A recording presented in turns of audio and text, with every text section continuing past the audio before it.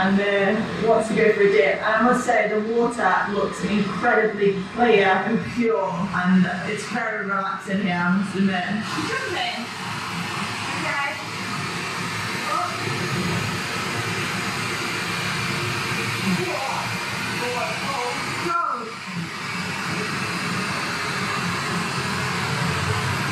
I would love to know out of you guys in the comments who likes cold water and who's like a big no-no. Like my mum is terrified. She hates the cold water. I like the cold water, I must admit. Just today, I'm not a fan. As you know, if you've been here for like a really long time, every like milestone of subscribers, like a 1,000 or like 10,000, we did like a cold water dip for that. So it's fun, especially in like natural places.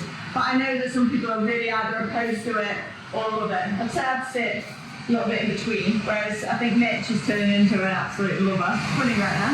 He's green. Yeah?